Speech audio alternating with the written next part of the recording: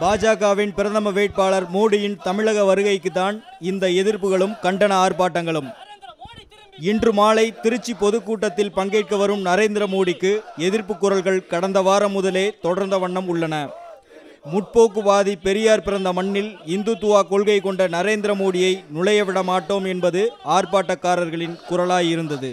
இஸ்லாமியர்களை இனப்படுகொலை செய்ததையும் அதை நியாயப்படுத்தியும் தமிழர்களை இன அழிப்பு செய்த ராஜபக்ஷ அரசாங்கத்திற்கான அனைத்து அங்கீகாரத்தையும் காங்கிரஸை போலவே செய்து கொடுத்த பாரதிய ஜனதா கட்சி, தமிழ்நாட்டில் இருக்கக்கூடிய பாரதிய ஜனதா கட்சி தமிழர்களுடைய போராட்டமான கூடன்குளம், முல்லை பெரியாறு, காவிரி பிரச்சனை, பாலாறு பிரச்சனை, 3 தமிழர்களுடைய தூக்கு என பல்வேறு பிரச்சனைகளிலே இந்திய அரசாங்கத்துடன் சேர்ந்து நின்று தமிழர்களுக்கு எதிரான ஒரு நிலைப்பாட்டை எடுத்த கட்சியாக இருக்கிறது. இது மட்டுமல்லாமல் மக்கள் விரோத பொருளாதார கொள்கைகளாக இருக்கக்கூடிய தண்ணீர் தனியார் மயம், மின்சாரத்தினுடைய தனியார் மயமாக்குதல், சில்லறை வணிகத்தை தனியார் மயமாக்குதல், இவை அனைத்திலுமே காங்கிரசினுடைய கொள்கைகளை பிரதிபலித்து கொண்டிருக்கக்கூடிய ஒரு கட்சி.